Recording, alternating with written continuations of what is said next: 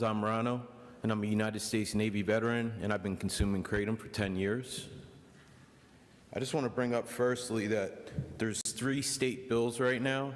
There's 1 in the Senate, and there's 2 in the House. The Senate Bill 233 is basically KCPA-style recommendation, which is Kratom Consumer Protection Act, and that basically puts guardrails on plain leaf kratom.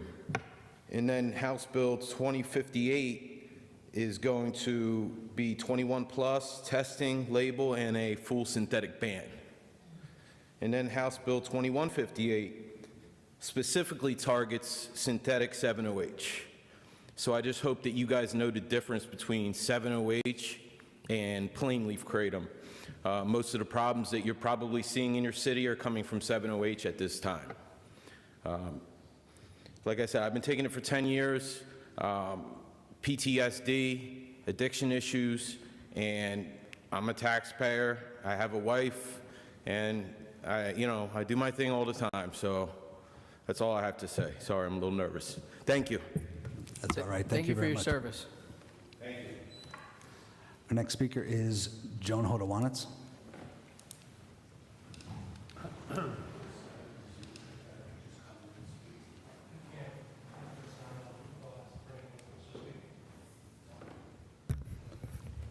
Joan Hodawanitz, Scranton. With regard to the caucus tonight, there's enough people here that'll make comments. But I will say that I was disappointed that Director Cusick did not decide to stay to listen to the comments from many of his own employees. They did him the courtesy of courteously listening to his comments. He should have done the same. He's not in the Army anymore. In the Army, there's no such thing as overtime when you're in uniform.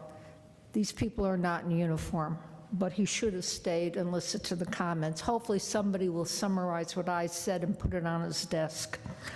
Also with the DPW, since the contract's been approved, I would like to see the new contract posted on the city's website under pension, collective bargaining agreements on the archives. You take the old contract, which is a PDF file, you take the agreement, which is a PDF file, which consists of replace this paragraph with this paragraph. You know, you should have it done within an hour, get it posted, get it done. We taxpayers want to see it. Councilman Flynn, if I had a hat, I would take it off to you.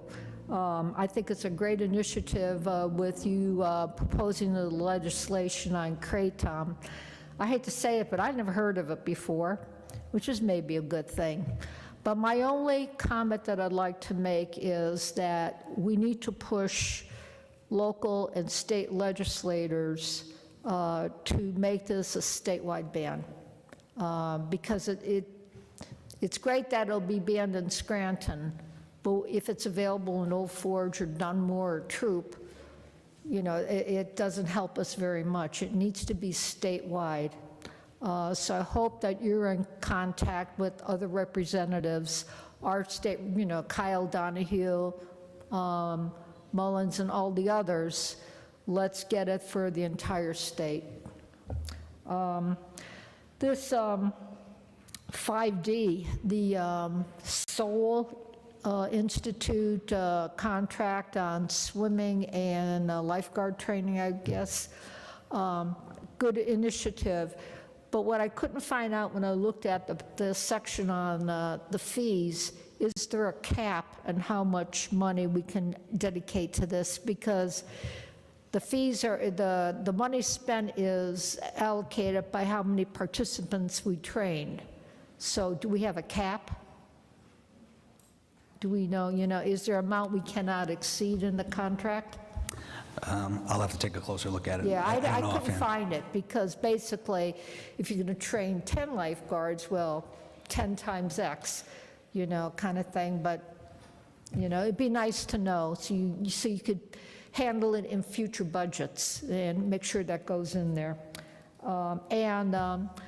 I went to the last county commissioners meeting, and the commissioners told me that I am going to be given the list of people who kept their properties off the tax rolls. When I get it, I will make sure that you and the local newspaper get a copy. I still want to see a wall of shame. Scranton residents downstairs, all the other county residents in the county government center. If most of the people in this county are decent, hardworking people who pay their taxes, painful as it is, anybody who managed to keep their property off the tax rolls should be ashamed of themselves. So, wall of shame, here it comes. Thank you. Thank you very much.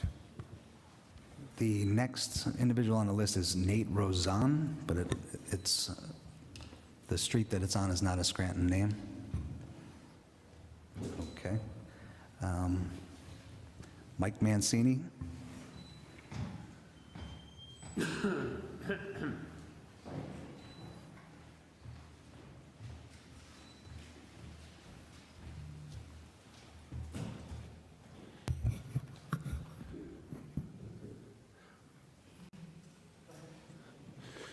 Thank you, Council President Schuster. Good evening, Council and residents of Scranton. Tonight, as promised, part 5 of my series, The State of Scranton. The topic, the good people of Scranton. Come before you not only as a resident, but also someone who shares the everyday concerns of people across our neighborhoods, whether you live in West Scranton, Hill Section, South Side, Green Ridge, Kaiser Valley, North Scranton, East or West Mountain. The issues are strikingly similar to the quality of life, public safety, and basic services. Residents are asking for timely pothole and pave cut repairs, stronger enforcement of property maintenance, safe neighborhoods, and a city with doors open to concerns. These aren't abstract policy debates. They affect how people feel walking down their own roads, raising their families, and investing in their homes.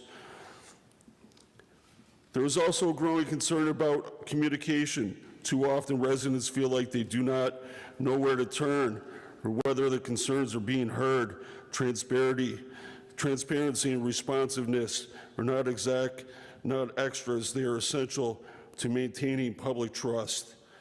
We also cannot ignore public safety. People want to feel secure in their neighborhoods. That means ensuring that our police and emergency services are properly staffed, supported, and deployed where they're most needed. But just as important as identifying problems is showing residents that progress is being made. Even small, visible improvements, cleared lots, fixed roads, responsive follow-ups can rebuild confidence in city government. I urge council to continue engaging directly with residents to prioritize neighborhood-level concerns and to hold all departments accountable for results. The strength of Scranton has always come from its neighborhoods. When they struggle, the entire city feels it. While eyes may be on what might be happening tonight nationally, let us also become grounded to what happens in our city. When others like residents in Archibald and other communities continue to assemble against data centers, it strengthens their communities. We here in Scranton must do the same. I proudly speak weekly before council and our citizens because I care about the future of our city. When you care about something, you become a critic. I voice concerns, descriptive opinions, and offer creative ideas. I also see this very same thing as many who have appeared before council about various topics and concerns. When it comes to our future, more should appear.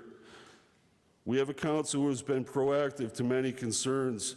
On behalf of those who appear regularly, we invite every good person of Scranton to appear before council to voice their concerns. Most of our council will always understand that your concerns are more important, that if they're important to you, it will be just as important to them. Our county has an amazing district attorney who understands that public safety is non-negotiable. He understands that a good quality of life in every neighborhood is essential to the future of our community. To the good people of Scranton who are proud to call Scranton home, continue to participate in your city, because good stewardship starts with looking at just beyond today and what Scranton has to offer its residents, developers, and city employees. Next week, part 6 of my series about the state of Scranton. Tune in again next week to find out. God bless our first responders, our active military, our veterans, and the good people of Scranton. Good evening, City Council. Thank you. Up next is Rick Little.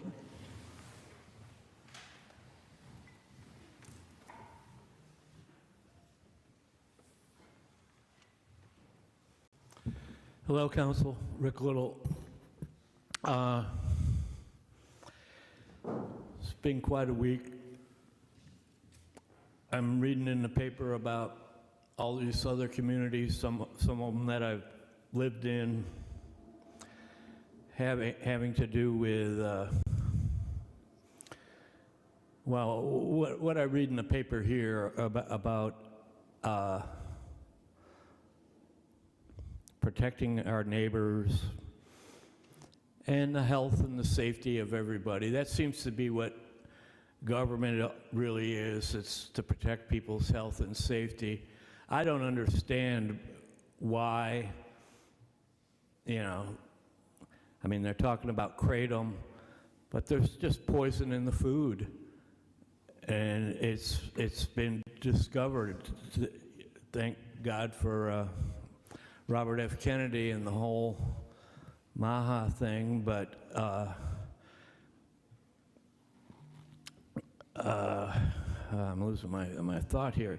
Yeah, I used to live in Pike County, and they're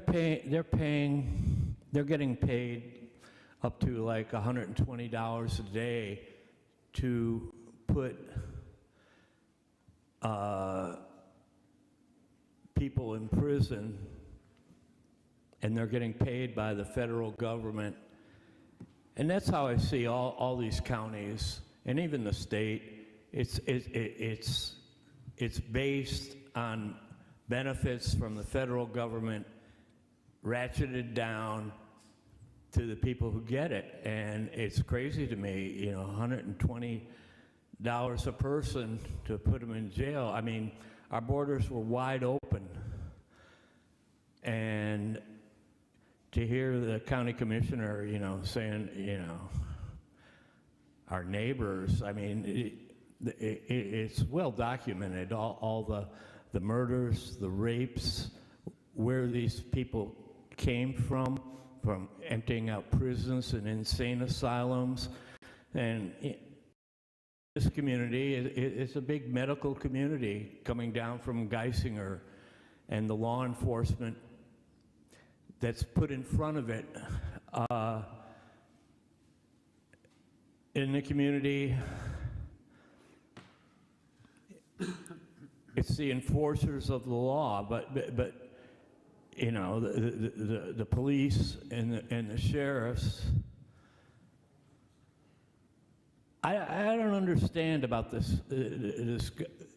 There were 2 police officers that worked at Scranton Housing Authority, allegedly, and they were punished, and one of them, Herring, he lost his whole, you know, he worked, whatever he did, you know, everything goes in front of judges, and that's the problem, is that the basic laws and all this stuff is judges, and more it's partisan judges.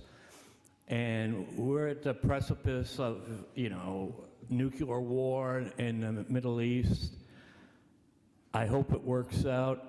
I think Putin's gonna be the statesman to bring this stuff around, because it's all who's gonna buy from who, just like in this community, like who's gonna be shoveling the snow, who's gonna be fixing the roads, and who's doing it. And all of it has to do with sustainability of not only the municipality, but the county and the state and our country. We almost lost our country.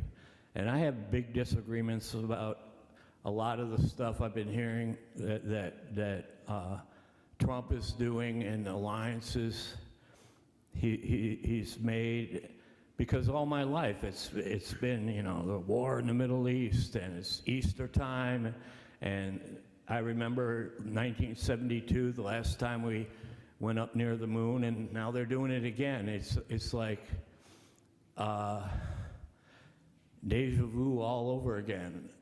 And so I just encourage everybody to pray what's going on so that we can come together beyond, as people, beyond parties and unions and groups, to make Scranton great again. Thanks.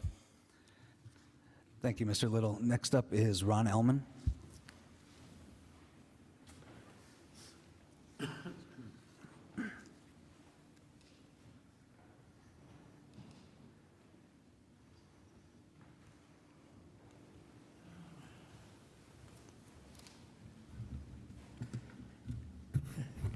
My name was so far down the list, I didn't know there were so many out of the city people here. I won't try to be any more controversial tonight. I'd like to say that ICE represents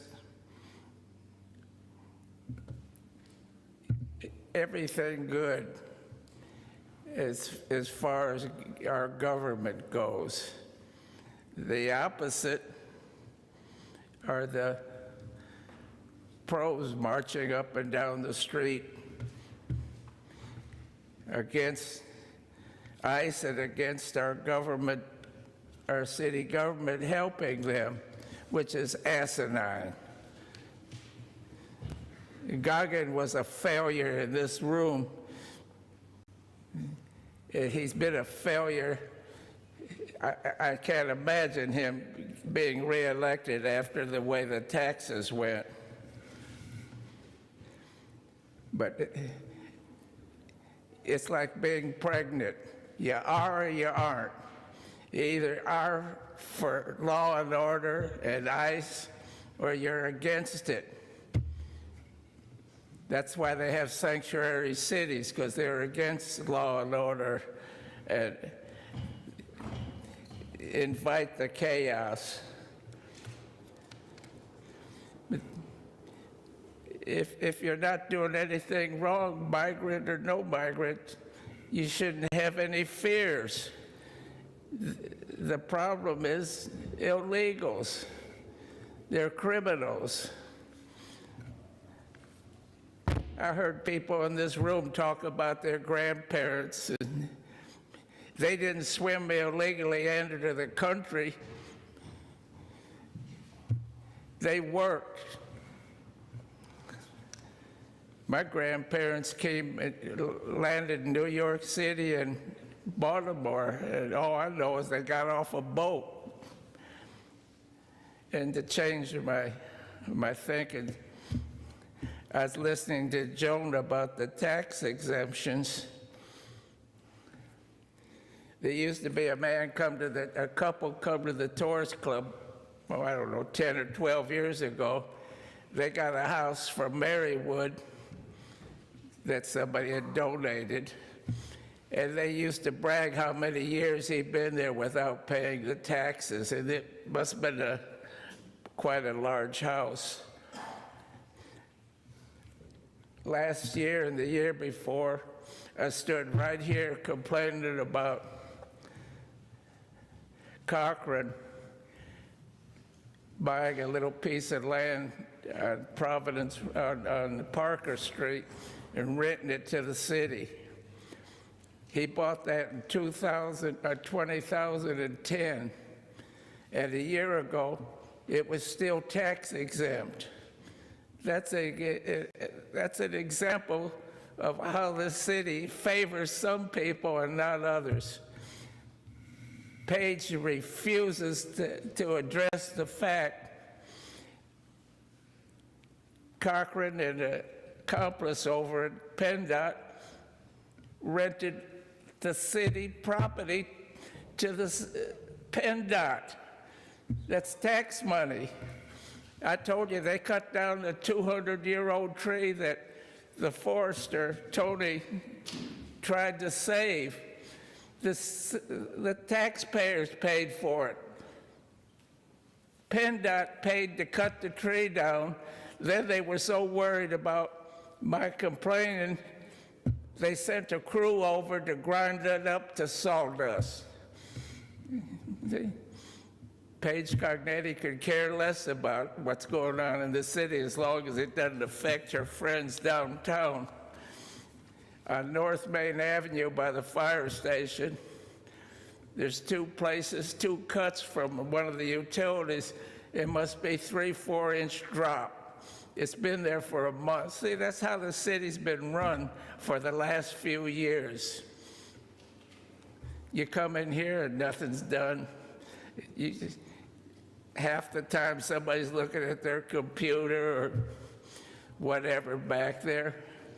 I'll say one thing, when I had the complaint and you came to my house to see what I was complaining about, the city needs more of that. I know it's on your own time, but the city needs more from the residents, need more from the people that we're paying to be up there, to be downstairs in that office, not running around trying to get reelected. Thank you. Thank you. Next is Les Spindler. Yeah, y'all are killing me in these comments. Yeah, I know. I know.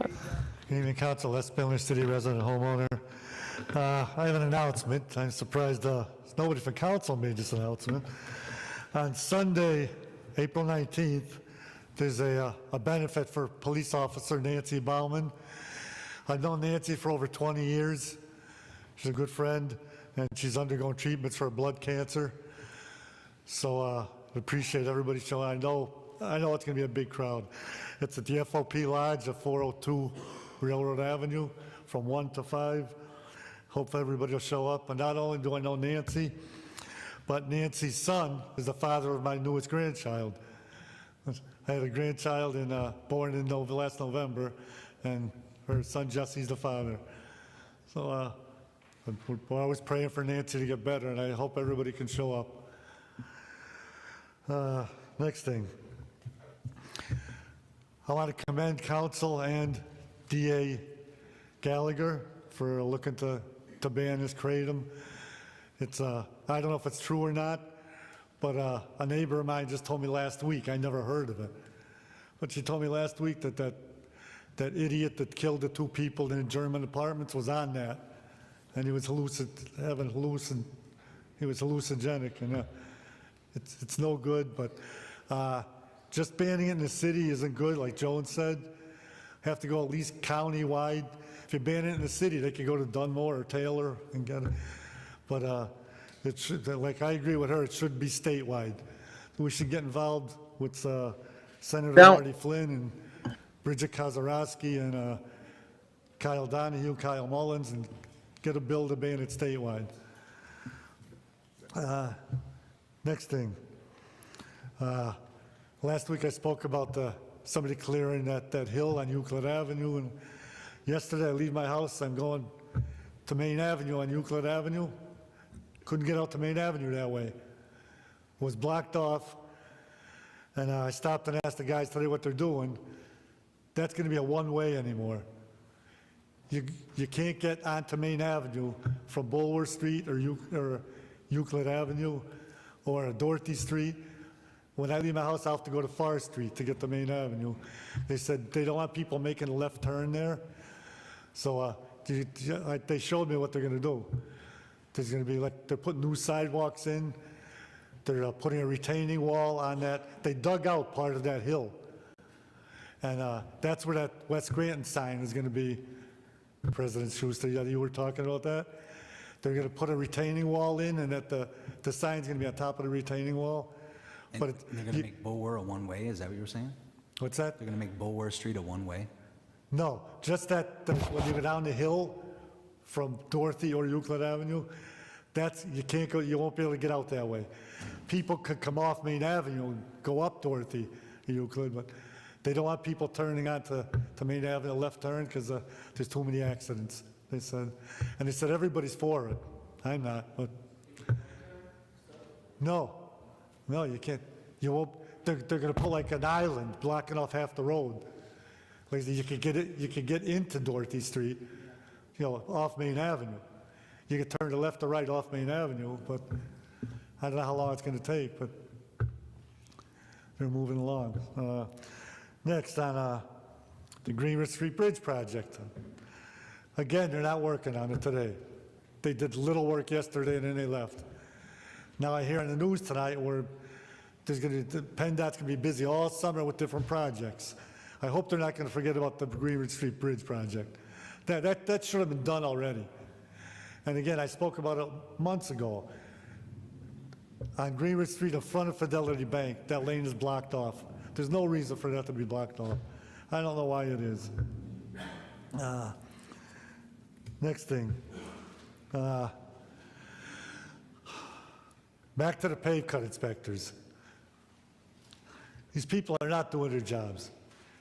I want all you people to someday drive up Euclid Avenue from Dorothy Street to get to Dixon Avenue, and you'll see how terrible it is. And the one gentleman I spoke to today about that project on the hill there, he works for Riley Associates. He said he paves roads. He paved Euclid inside the development, but he agrees with me. He said from Dorothy all the way to the development, it should be paved curb to curb. That, Sumner Avenue and Garfield Avenue, they all have to be paved curb to curb. They're not doing their jobs, and they lied here. They said that what they're doing now is better than the old system.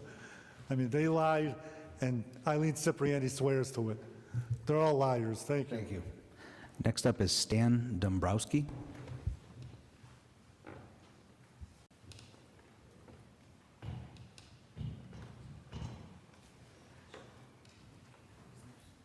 They're trying to ban Kratom and Scranton. Please state your address as well. Sure. Stan Dombrowski, 1213 Olive Street. I've been a resident for about 13 years. I'd like to speak about the positive effects Kratom has had on my life. I believe to some degree it actually saved my life. I had a stone wall bury me in the basement of a home I was renting approximately 10 years ago. I had a severe back injury from that accident. Became addicted to pain medication over a period of 2 years, all prescribed by a family doctor. Then that pain medication was increased by a pain doctor, local physiatrist. Pain continued, and the dosage of pain medication went up accordingly. I asked my doctor to help me stop, and he really had no answer for me. Using the pain medication was really the only answer. We discussed weaning off. It would be uncomfortable, to say the least, painful, ton of side effects. And then if I did wean off, I had to deal with the pain. Inability to work. I was laid up for most of those 2 years. I had a wife and a son at the time. I reached out to the internet. I think like most do when they're distressed, look for something natural, a way to get off of these pain medications. Found a natural product called Kratom, knew nothing about it, and from what I know now, it was really early in the inception of this plant kind of getting out into the open. I believe at the time they believed there were a couple million people that knew about it in the United States. It's since grown largely, but after that research, I was able to dial up a serving size that helped me completely get off of the pain medication in about 3 weeks. My physiatrist was pretty amazed, to say the least, and although he couldn't tell me to continue to use Kratom, he kind of knew that something good was going on here. I gave him some literature. There was a book out of Drexel. There's a professor out of Drexel wrote a book about mitragynine and other non-opioid sources of pain relief. So a lot of history on this plant, and there's a lot of information. If you look for it, I say beyond the first 5 pages of Google. I think that's what most people do. They find anything negative or anything concerning, they go to Google, and that's as far as they look. So for me, kratom allowed me to manage my pain. It was non-addictive. I had no side effects. My lab reports came back really well, and some things like my blood pressure actually came down. It allowed me to continue to manage the pain as I was, and I was not addicted, no side effects. I continued to take kratom until I no longer needed pain control for my back. I stopped using kratom without withdrawal. The botanical I took was leaf, all natural rather. It came from a tree. There was nothing synthetic about it. It was just a leaf. I bought powder, and I consumed that powder the way you would protein powder, creatine, whatever. I viewed it as a supplement that as I said, saved my life. I've recommended it to many people over the last 10 years, hundreds and hundreds probably have used it for the same reason. My own father used it when he had cancer to relieve his pain, and he had a host of other medications that doctors were willing to give him, and he asked me for this, by choice. I'd suggest,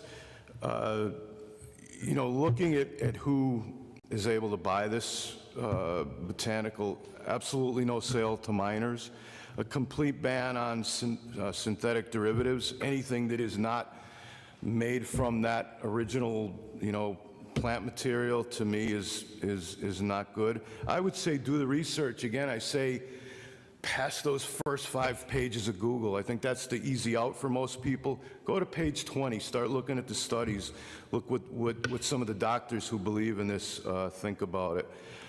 Definitely think it needs to be regulated, but again, in the form of leaf, not allowing a 7-OH product or any non-natural version. You can tell from the turnout in this room that speaks volumes about what this plant does for people. And as I said, I would say continue to research it and let it save lives. Thank you. Thank you.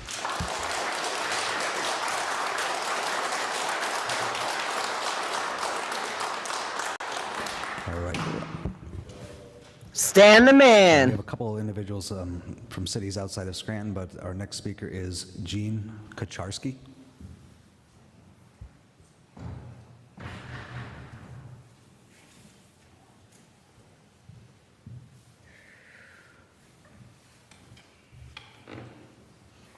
Excuse me, I'm a little bit nervous. I've been a kratom consumer for the last 9 years. Before that, I was taking pharmaceutical opiates, and same as the other man, I researched alternative ways to, manage my pain without being a slave to Big Pharma. And I came across the natural leaf kratom. I did a lot of research before I switched. I switched over, and I've been able to be present for my children, for my grandchildren, to lead a normal, productive life. I just bought a house in Scranton in January, so I'm invested in this city. But, if this gets taken away from me, I would have to consider selling my house and moving, because I would not be able to lead a productive life. This is what lets me manage and be a productive member of society without being in a trance and feeling like a zombie, a normal person doing normal things. And I would ask you to please consider the 3 bills that are at the state level before you push a Scranton ban through. That's about all I have to say. Thank you. Thank you.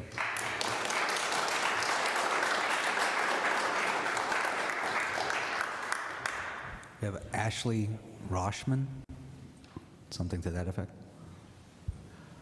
I am so proud of these Kratom Jordan consumers Moser. getting up here and testifying. I know it's nerve-wracking. I know it. Yeah, it's not easy. But y'all are killing That it. exhausts our list for Scranton residents here. Would anyone that's a Scranton resident like to speak? I'm not a Scranton resident. I grew up in Okay, Washington, so, D.C. hang on, excuse me. Are you a Scranton resident, sir? Yes. If you're a Scranton resident, you can come up and speak.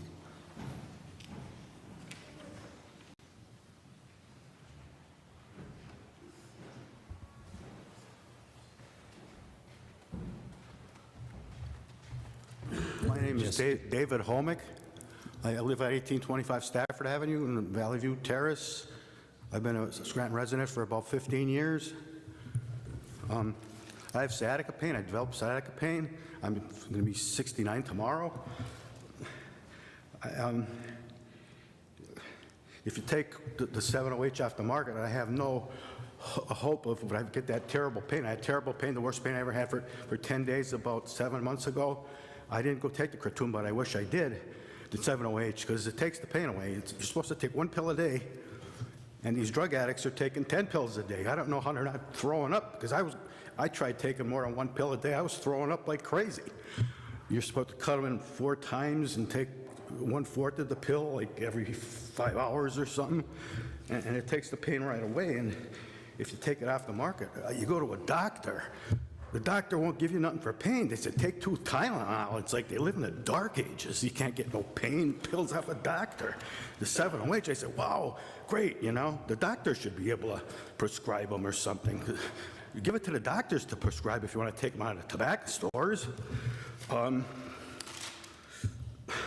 hate to say it, but if I can't get a pain pill, if I go to a ball game at the Red Barons or the Philadelphia Eagles or some stupid game, I'm only going to stand up halfway. I'm not going to stand up all the way. I'll say, well, they won't give you a pain pill. I'll be taking our governor, taking the 7OH off the market or something, because I can't get a pain pill. I don't know. I have a lot of written down, but I'm a stimulant addict. I'm not a downer addict. I'm sorry. Thank you.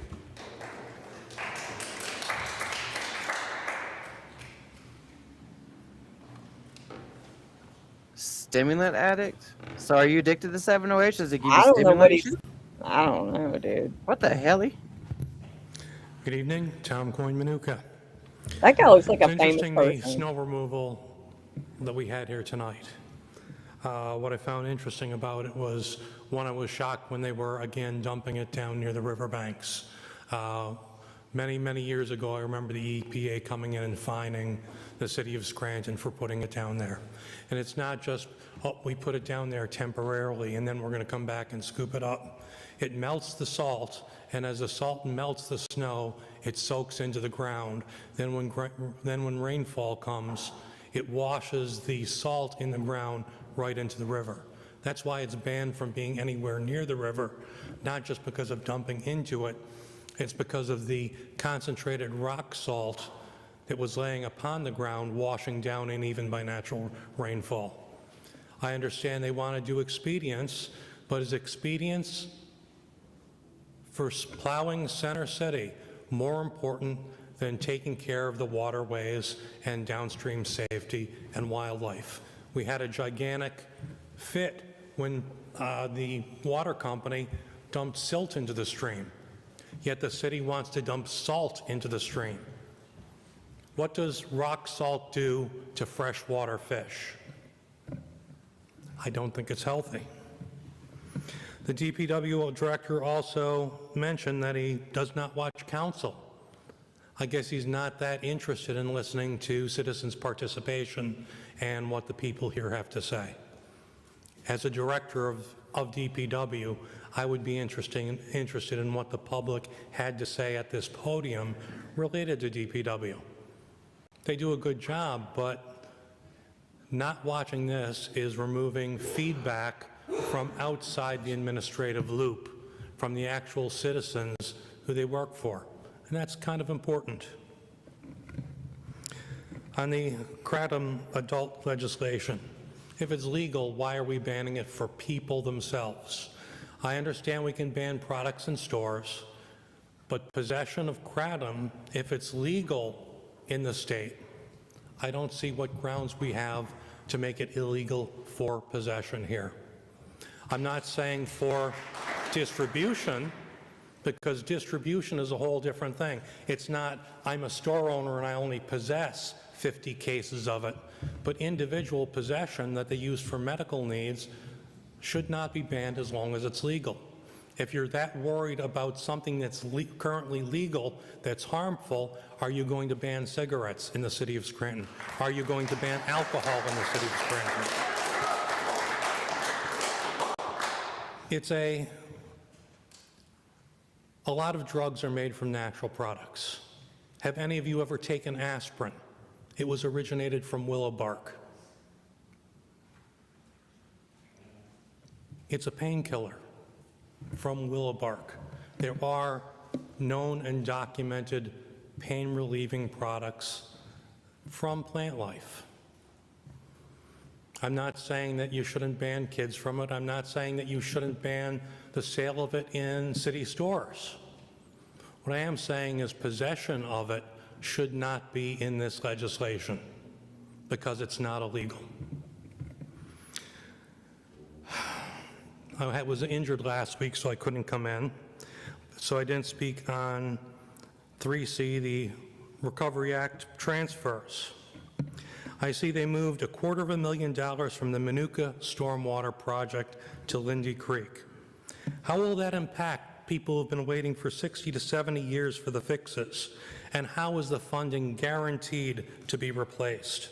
ARPA was a one-shot grant handed to the neighborhoods, and don't tell me they stole a secured partial funding for a grant, leaving that section again to tread water for another 60 years. $500,000 was sucked out of a neighborhood that was earmarked for it. How's that being replaced? And can we get an update on the Garrity's gift cards? We had a public show before the election of one gift card being put out to one of the residents right before election to appear in the newspaper. What's the status of them? Because I believe there was $1,000 worth of them. Can we get a listing, even by neighborhoods that have been distributed, and the number of them at least?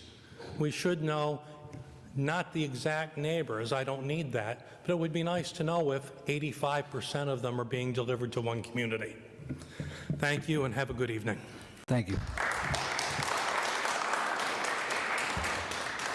Any other city residents that would like to speak?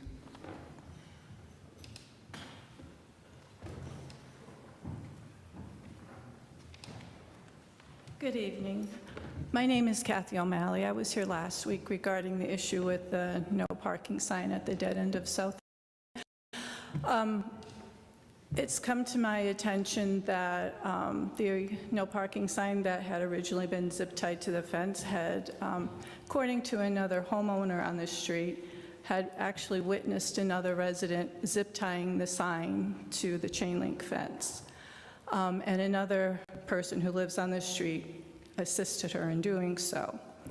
My question is, the sign that was put up was a legitimate city sign. My sister researched it. You cannot purchase these signs anywhere. It has to come from the city. And as far as I know, the DPW is responsible for the signs. I could be wrong, but I'm pretty sure that's their responsibility. And shortly after that, just within a week or so, a permanent city sign had been erected. And as we know from last week, we know that that sign is incorrect that's up there. It says no parking with arrows pointing in either direction. And according to everyone I've spoken to, the two curbside spots are legitimate parking spots. Mr. Voldenberg had suggested calling Eileen Cipriani's office, which I did. And I spoke to Caleb, her assistant, who was very helpful. And he said the whole city is basically aware of the issue of the no parking sign on South Irving. So each department, I'm sure he said he's received numerous emails and phone calls regarding the situation from concerned residents with the parking being taken away. After I left council last week, I left a little early, and after I got home, I found out that Mr. Voldenberg had said that when Mr. Schuster had asked about, to try and clear up the confusion, he had said that it's with legal, and they're trying to get an ordinance to get those 2 spots taken away. When I spoke to Caleb, he said that you would have to get an ordinance, and then it would have to go before council to be voted on to have those spots removed. He said it's nowhere near having that done. My concern is, how does a city resident get a hold of a city sign? Shouldn't that come from the city? And how, was this able to be left up there? And also, having called police on numerous occasions about people parking in legal parking spots, wasting police officers' time, that she was fully aware of that sign and those spots, the spots were legal, the sign was not. So I would really like to get into, what is actually going on here. And someone was supposed to give me a call over the week as to who okayed those signs. I did not get a call, so I'm wondering if you could give me that information this evening, if you found that information out. So I don't believe we found that out, have we, Frank? The signs that are presently there, the dead-end street signs and the no parking sign, were reviewed by Mr. Riley from Riley Associates and placed almost immediately after they were requested. But they do have to do a further study to determine the 2 spots which will require an ordinance. That's also with the city engineer. Okay. And as of this afternoon, we haven't had a report as yet. Okay, so we're still waiting back from the city engineer. Okay. My question is, though, the parking there has been legal. My family has lived there for generations. There's never been an issue with people parking there.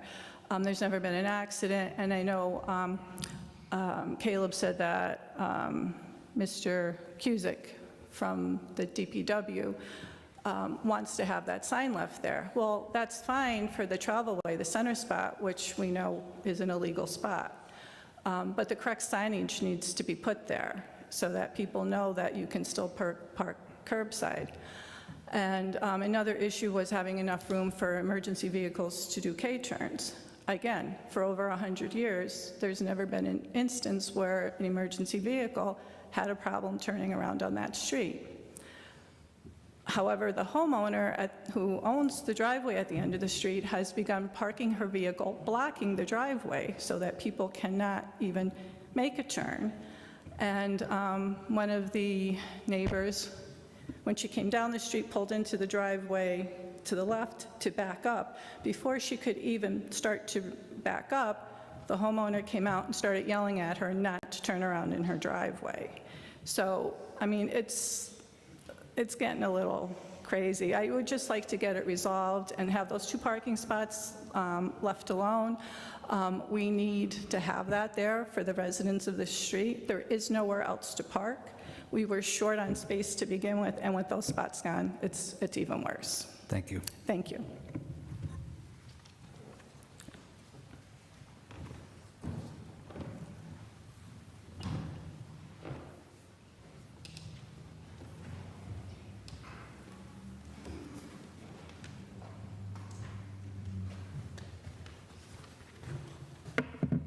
Good evening, Council. Robert Puglisi, City Scranton. Robert Puglisi. Just a couple things on the caucus. He mentioned the brine truck. I've operated it a couple times, not as often as some of these other guys. It's pretty much impossible to get the whole city with one truck. I think we all could agree to that.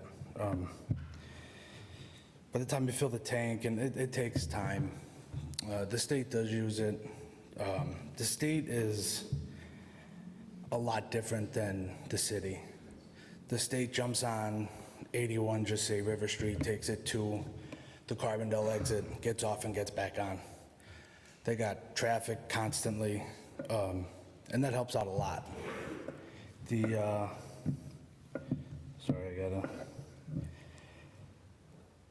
Training is always good. with the trees, the thing with the trees is, me personally, I've done the tree job for months. When our tree guy went out, I was bottom guy, so I had to do it. The problem with this is our jobs, driving truck, running heavy equipment, paving, trees, a lot of our jobs, it's time in the seat. You know, you could look it up, you could look by papers, you could do all that, and you got to do it. It's just the nature of our type of work. So training is good, and it helps, and it's definitely a plus, but it can't, I don't think it could be everything. It's in steps. What else? The salt shed. I would say that's probably our big issue. Our salt shed that we have now is quite significantly smaller than the old one. I don't know exactly how many tonnage it holds. I think it was 1,300 for the new one and 800 for the old one. I want to say that might be reversed, because I loaded salt in our old one for years, and 1,300 ton fit in there. We used to put 3/4 of the way up with salt and still had room for topsoil and coal patch all under the same tent.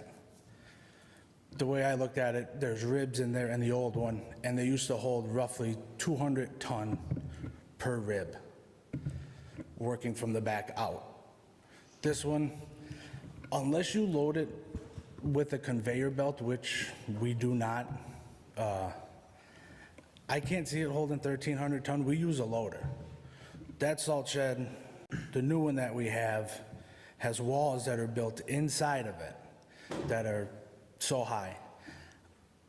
I could stack the salt up higher, and I say this because I'm usually a guy in the loader. I'm a heavy equipment operator, and it spills over the sides if you go too high, and now that salt is no good because it's in between the blocks that the tarp is on and the wall that's keeping it in. So there's like a 3-foot gap on each side of this salt shed, and if salt falls over in the back and on the sides, it's pretty much junk, garbage, unusable. That's what I had with the whole caucus. There's so many different things. The trucks, there's a couple trucks that he said were broke, and they are, but these trucks are not broke to where they're gonna be put back on the road. One, the tranny's gone, and one, like, these trucks are done, like scrap, pretty much. And I think that's pretty much all I have on that. Thank you. Excuse me, quick question. Like, when you guys have a big storm, pre or post, does the DPW management pull all the drivers in and kind of go over what the plan is, or then reflect on the storm after? A lot of the guys who come in, I'm gonna say on a regular basis, and he was talking about, they're good at what they do. Right. So, yes, that does happen. The problem is, like the pre-salt, I don't necessarily agree with that because he says the salt spreads all over the place.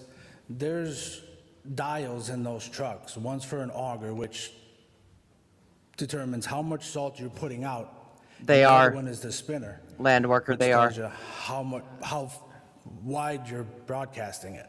So you adjust them. And me personally in a salt truck, I'm constantly moving the dials. If I'm in an alley, I'm not going to spread it. I'm not going to put my dial on a 6 or a 7. I'm going to put it on a 2, maybe 3. And when I'm on the street, okay, now I got to move it up to a 4, maybe 5. You adjust it constantly, and you got to look out the rearview mirror, basically the whole time. Other than that, that's those guys who come in and they're good at what they do, and they know what they're doing. Awesome. Thank you. I just had one question. Do you think the inner walls in the newer salt shed is limiting the capacity of salt that could be placed inside the shed? Yes, definitely. Okay. Our old salt shed, I want to say is, I don't know the new one, but our old one is, I think, 60 feet wide by 90-some feet long. I'm pretty sure this one ain't that big. Okay. Like I said, the state uses conveyor belts when they get so much, and that's how they stack their salt, so they're able to go up higher without going wider. I don't, and I say me, I don't have that ability, because I'm using a front-end loader and I'm pushing it up. When I load it, the bumper of the truck, my machine is literally on the blacktop. I can't go any higher. Yeah, that answers my question. Thank you. Thank you.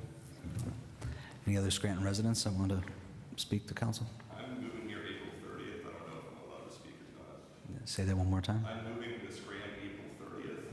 I don't know if I'm allowed to or not. Not tonight. No problem. If I want to talk about like this issue tonight, when I come back to a different in the future and talk about that then. You may. Thanks.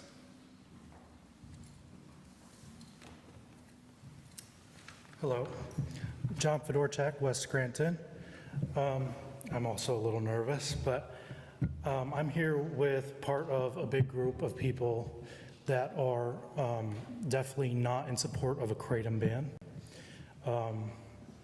You know, we're all different types of people. A lot of people have the thought that it's addictive, and you know, addicts are typically the people that consume kratom, but I could say for sure that's definitely not. People with mental health issues use it for relief, chronic pain. I definitely will say, you know, sobriety. People who have potentially suffered with sobriety issues in the past also, you know, look to it for relief and, you know, to turn away from prescription street drugs. You know, everybody has a story. I myself do not use it as something to turn away from or like to be sober per se. I don't consume alcohol, which is, you know, a lot of people say it's a great alternative to alcohol, but I don't even compare it like that. It's not a similar feeling to that. You know, a total kratom ban would cause a lot of pain and suffering for people that have turned to this for positive outcomes. And, you know, they're all functioning. I could say with the group that I came tonight, they're all functioning. They all have families they support. None of them have major issues. A lot of them come from, you know, previous drug addiction, and they're all functioning and in line, as you would say. You know, I would support a 7.0 ban because I think the 7.0 has turned kratom into such a bad name. You know, it's kratom leaf in leaf form or powder form is not as potent and dangerous as the 7.0, which is chemically altered. Yes, 400 times less. The potency of it is 400 times less. And to get that 7.0 product, they are chemically altering kratom with products like acetone and other chemicals that are not good to consume. Now, while I think the bill that you have now, if I'm not wrong, is completely banning kratom products in the Scranton area, including leaf, I don't think that's going to be a positive outcome for the community. Banning 7.0 products will absolutely be a positive outcome, but not leaving the natural side of it, like to, you know, to the people that consume it for these positive reasons is really hurting the community and the people that consume it, and the people that turn away from opioids and other hard drugs. I think it's super important that we don't look at kratom as a whole, including 7.0 in that. 7.0 is a completely different product, not even close to the same as kratom leaf, which I consume regularly. And I work a full-time job, potentially sometimes 2 jobs. I pay my bills, I pay my rent. Like, I'm a functioning member of society, just as many of the people that are here tonight who have came to support it. Actually, I can say all of the people that I came with tonight are functioning members of society, and they use Kratom. So that's all I have to say.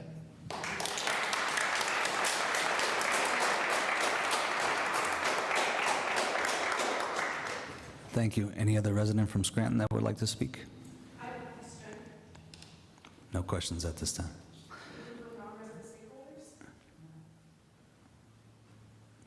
Not at this time.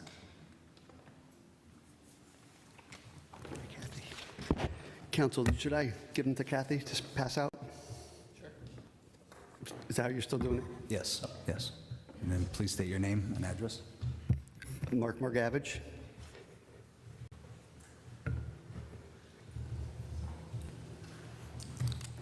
And address as well, Mark? Oh, Scranton.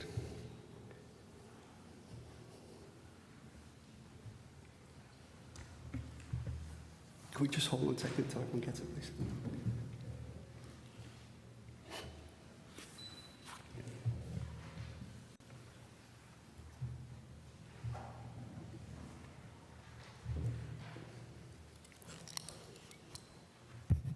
Good evening, Council. So I have a list of questions here, but before I do get that, I just had one comment to make about the DPW contract. I commend the person who spoke weeks ago about the DPW and the 2 gentlemen that I believe came with them. I just found it interesting that all of a sudden the mayor decided to come to an agreement shortly thereafter that. I just found the timing to be a little odd, but I'm happy they came and spoke their side of the story. So, Council, I have 7 questions in front of you. And when I speak, I know your rules are only 1, but I invite everyone to speak on City Council. Do you agree that City Council has an obligation to ensure that ordinances are enforced as written, yes or no?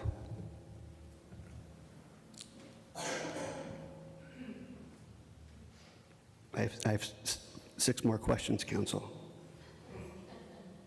Yes? Continue with your question. Well, I'd like to get answers. Does that obligation apply both when the administration fails to follow an ordinance and when it enforces something not contained in the ordinance, yes or no? How about we play if you don't say anything, it's no.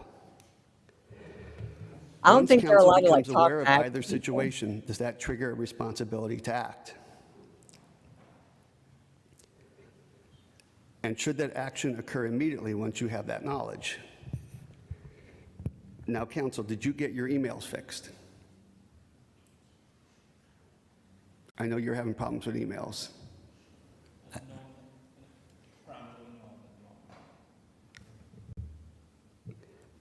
I'm not sure, but, so I emailed council twice in the last 2 weeks, and these are the following questions that I asked. Where in the rental registration ordinance is condemnation authorized as an enforcement tool, and can you identify that authority today? Yes or no?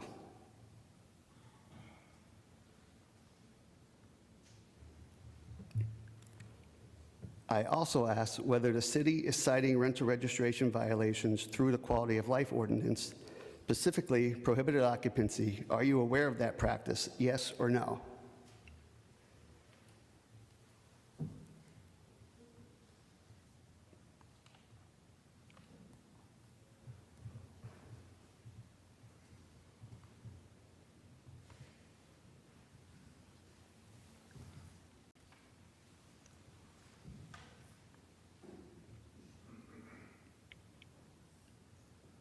What is even happening?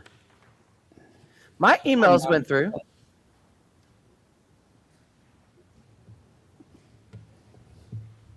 Council, yes or no? Are you aware? Yeah, they're not, they We've done won't this talk before, back. Mr. Markavich, or you can continue with the questions. Well, yes, but I just want to know, were you aware, yes or no? I guess my first question is, have you sent these questions to the appropriate department, and have they answered you?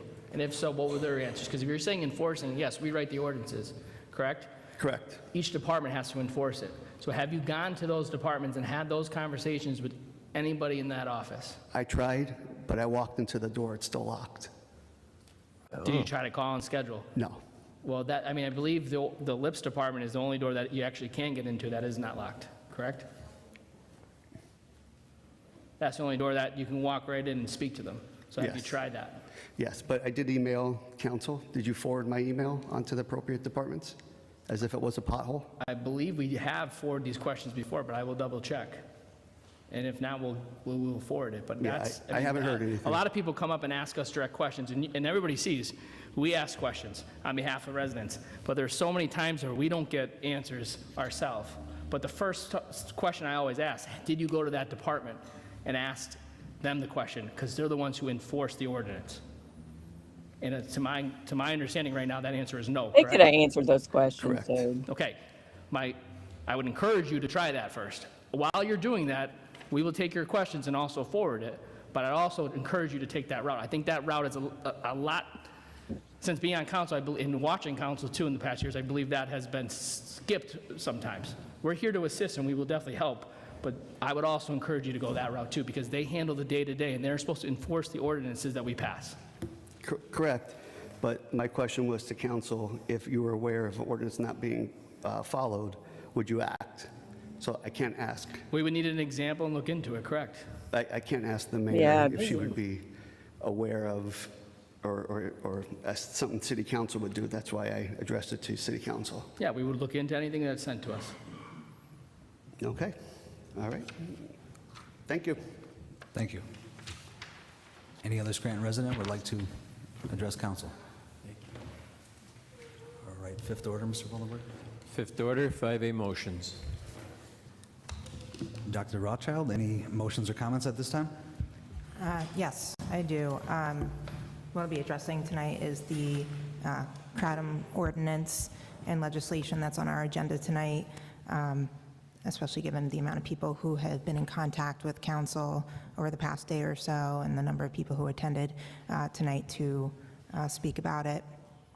So first, I'd like to note that I had not received communication from my colleagues about this ordinance or yesterday's press conference until the evening of Easter Sunday. And this gave me a limited amount of time to review the legislation. This is a matter I was not previously educated on, and when I've spoken to others about it over the last 2 days, no one I knew was familiar with kratom, with the substance. Some of the conversations included other medical professionals, a person whose daughter had tragically passed from a fentanyl overdose, and a law enforcement professional. As a physical therapist with nearly 12 years of experience, I've treated a great number of patients with chronic pain syndrome and chronic pain conditions. And I always review and discuss their medications, supplements, and other pain relief items or things that they've utilized to help manage their pain. I can't prescribe medication, but we at least have that discussion so that I'm aware of what they're taking or utilizing to help with their pain, and if there's any other things that I can help with. And I've seen patients who have been using opioid medications long-term, some for 30-plus years. I don't recall patients who have discussed their use of kratom with me, and that doesn't mean that they weren't. I'm just not aware of patients who have, or that has not come up. So I'm surprised that it hasn't come up sooner. Historically, when legislation has been developed from council, because the bulk of what we have comes from the administration or legal department, we discuss the concept usually as a council at a caucus or in a one-on-one conversation as to avoid violation of the Sunshine Act. Then the solicitor will work with council on writing the ordinance, and will send out a draft for conversation and any changes prior to introduction. And I believe this is best practice, but this did not occur in this case. I was not given the same courtesy that I know I've previously given my own colleagues. And if you've wondered why I was absent from the press conference, yesterday. Being given notice the night before, it doesn't really allow me to change my work and patient schedule to be there. And so I have an issue with how this process was handled in the first place. And Yes, I agree. I agree, girl. And I hope that my colleagues will include me in future conversations about legislation, specifically coming from council, out of basic respect, and even if they have no care for my opinion or when they already have the votes. Secondly, while I appreciate Councilman Flynn's perspective as someone in recovery and his intentions in spearheading this ordinance, I have many questions that have come up as I have been doing my own research. I understand that kratom is not well regulated, and synthetic versions have an increased potency, dependency, and more potential for harm, some of which has been discussed tonight. No other municipalities have banned it within our state to date, and other states do have bans. There are some out there, but it's mostly for the synthetic versions of it. As stated earlier in public comment, legislation regarding kratom has been introduced within the PA state legislature between the end of 2025 and now, including SB 233, HB 2058, and SB 899. These pieces of legislation ban unsafe kratom products derived from synthetics, prohibiting sales to those under age 21, and giving enforcement powers to the Department of Health. This legislation being presented here tonight appears to be more of a general ban. The many people who have contacted us over the last day or so and who have spoken here tonight do not seem opposed to the restrictions included in the proposed state legislation. They're not saying don't pass this at all. I think that we could consider amendments to it that mirror or match what's been proposed within the state legislation, as well as perhaps motivating the state to act on it sooner. And I'd also like to point out that most people seem to be asking that the natural leaf not be banned, but they're not opposed to the 7-OH being banned and taken out of stores. I would like to ask my colleagues who've developed the legislation to respond to the following questions. Normally, if this was something that came from the administration, we would forward those questions to them, but since my colleagues are sitting here next to me, I'd like to know if they have responses to what research was done on the matter. Was there legislation that this ordinance is based on? How will this be regulated and enforced practically? That's probably one of my largest concerns. How will testing take place? Was this ban and enforcement discussed with our Scranton Police Department? And I also want to know a bit more about how the consequences will work. The way it's written says that someone will face a fine of the $300 or be jailed up to 90 days. So does that mean the first offense will only be a fine, and then the following offenses would result in jail time? I was just a little unclear on that. And then I'd also like to know if there's an urgent element to this legislation because of how quickly to me and to the public. It seems that if this legislation is important, that it would be more thought out and that it would also be made to be enforceable rather than a statement piece.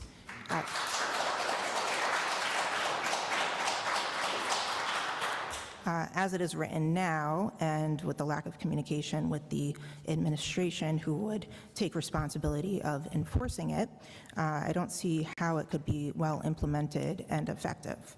I want to restate that I don't disagree with banning synthetic kratom and keeping the people in Scranton safe from harmful substances. We just, thank you, we just need to be more thoughtful in this legislation and how it should be carried out. Thank you. Yes, girl, yes! And that's all that I have for comments tonight, but I do plan on, once this piece is introduced, then making a motion to table it for further discussion and potential amendments. Thank you. Thank you very much. Mr. Sean McAndrew, do you have any motions or comments? Yeah, sure. I'll speak on the kratom in fifth order when it comes up to discuss. Tonight, we're just introducing it. So other topics that I would like to discuss. For the sign, I believe, on South Irving, for Mrs. O'Malley, who came and spoke, can we just have DPW or Scranton Police go down that street and let us know what signs are city signs, and if there's anything that's illegal there, can we take it out? Like, can we just have them go through and make sure everything that's there should be there, and it's a city sign is legal, and if anything else isn't, get it out of there? It's a single sign. I'll have them change it. Okay. The one sign at the end of the block. So there is one sign that's not Just one legal. sign is in question. Okay, well then I think they need to look at that and make sure that everything is fair and everything there is a legal sign. I guess not, Next, Adam. There are, Mr. Gilbride, I know we spoke last week regarding the decision for us to tear down the building next door, going against Harb on that, and reversing their decision. The mayor never signed the document. It was the first document in 2 years since you've been here that the mayor did not sign off on. I asked you to ask the legal team to get that in writing. Why was it not signed? What was the reason? Did we ever get a response to that? No, sir. As you're aware, I emailed that very night of the meeting. I have not received a response as of today. Okay, can we follow up and continue to ask until we get an answer? Yes, sir. I appreciate that. And then finally, Mr. Voldenberg, I have a few properties that I'll be sending over to have licensing and code to check on. One will be on Prospect Ave. I don't want to put the address here, but I'll email everything over to you.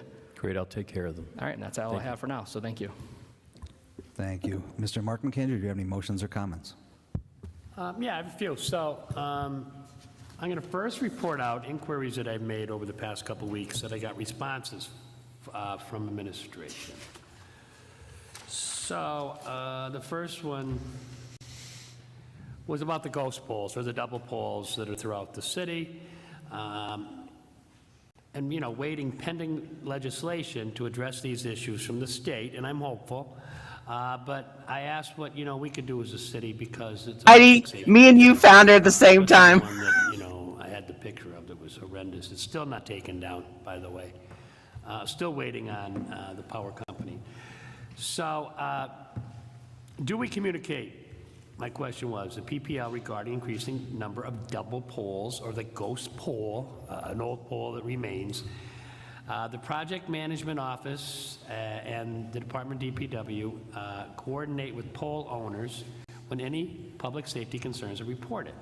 The city holds no determining authority on location and reasonableness of pole placement as long as it's within the right of way. The city only has authority when there is a risk of public safety or city assets such as roads and sidewalks. So we just need to keep our eyes on them. I'm very hopeful for the legislation that's going to resolve all these issues and force the utility companies to take ownership of their garbage, the poles that remain, and get rid of them before they could become a safety issue. So I'm glad to see that happens. We'll stay on that. We'll keep our eyes on that. Also last week, you know, I get a couple complaints, we get them every year, regarding, especially now with the warmer weather, an uptick in illegal ATVs driving around the city. And especially them electric bikes that bob in and out of traffic that is very dangerous. I encounter almost daily. I asked if there's any new strategy with the police department. We know we can't chase them. We don't want to get anybody hurt. We understand that. But we were told previously that with the old command center, they can radio or go from camera to camera to camera. We're putting a new one next door. It's going to cost a fortune. I hope that's part of the process. But the response I got was, we will continue to work with the public to take appropriate measures to enforce the applicable laws. Maybe we have to tighten up the ordinance again, because it was kind of weak when we did it a couple of years ago. So we'll keep our eye on that. So a business owner asked me a question, because there's some confusion with the 2019 ordinance, which prohibits time-related signage in the city, right? It was changed then, but really never enforced. Meaning, you know, you could have a sign that says parking only 2 hours. All right, there might be some that exist, but they shouldn't at this point. Maybe they didn't get caught up with it. A couple of business owners did. And they're like, whoa, I didn't know anything about it. It's happened to me. And so the one owner asked me, okay, if that's not applicable anymore, there are loading zones that are going up in the city that have to remain open. All right, so I asked last week, administration, the process, including forms, applications, and related department contacts regarding parking signs for businesses, meaning the loading zone. So I'm sure this gentleman's watching, so I'm going to read the response I got. As part of the city's negotiations and resulting amendment with the parking lease concession agreement, which was recently, Grow America, it was agreed that all signs regulating on-street parking that were not lawfully authorized by the mayor and city council would be removed. And instead, not meaning lawful, meaning not referring to the 2019 ordinance, that's what I'm taking it. Instead, a loading zone would be established on each block in the downtown for shared use by businesses. So this gentleman asked me how to do it. So if a business or anybody else who's watching that might want this completed for them. If a business wishes to request a loading zone on a block in which one does not already exist, they may contact Car Park or the city via the law department. All right, so I will share this with the resident that reached out to me, but I'm sure he's watching. All right, also, you know, we had some, of course, we dealt with some horrible weather this year, and the homeless were greatly affected. And we talked about the roads, but guess what? The homeless were more affected, I believe. And we had a couple people speak, an advocate and an actual homeless person, and wanting a seat at the table for our homeless task force that, or a homeless shelter task force, or that, you know, doesn't really meet, doesn't keep good minutes, doesn't really report out to us. And I know there's a meeting coming up in April. I'm just not sure when, because we're not really briefed. But I asked before, and these two ladies wanted a seat at the table. They bring great value and perspective. One being an unfortunate person that's homeless, and another one being an advocate across from one of our shelters that sees, you know, real time, the struggles, helps out, goes over volunteers, talks to people, provides, you know, food and all kinds of really nice things that she does out of her own pocket. The answer we got finally is the city will review this request. So that means it's probably not going to happen. So could you follow up and say, did they review this request yet between when I got a month ago when I got this response? And find out, now I need to know probably before next meeting if we miss the homeless. Did you know what, I know you're on the task force. Is it this week? Is it next week? Is it? No, it's towards the end of April, I believe the 29th. Okay. And I have discussed this with the administration, and it's, we're going to make sure to discuss it at the next task force meeting, figure out if we need to develop like a committee under the task force that could include residents of the community. So that will be an important discussion to have, and something I'm I hope pushing it forward happens. to. Sounds good. Yep. All right, so speaking of the loading zones, parking spots in the city, or loading zone spots in the city, I know I requested one on behalf of a business owner a while back. It was installed, but guess what? So sometimes we have to dig a little deeper for safety's sake. A resident, a very concerned resident, is not against this parking loading zone, but how it's located on 417 Lackawanna, it makes it difficult for their workers and clients to exit our parking area due to cars not paying attention to this loading zone, right? Because it's new, I get that. I was wondering if they can have lines painted. I guess this gentleman, business owner, reached out to, you know, our Grow America, the parking, and they said there's another one being done down the block, but they didn't say anything about either painting lines or having a little better signage. So could you share that concern with them and see if they can take care of that for the residents? Yeah, well, I'll share it with DPW in the morning. I don't know if we need, I don't think we need approval from the parking leasee that we lease to do that. Just make it a little safe. Also, what else do I have here? So, during caucus, we talked a great deal about, the issues that were incurred during the horrific winter, the worst one we had in 30 years, and, I think DPW did a great job, by the way. But I did mention during caucus, and I want to make a motion. I'm not making a motion to vote on now to make it an ordinance, but I want to make a motion to explore or actually create or present administration with a request. And hopefully I get the support of my colleagues and we vote on it.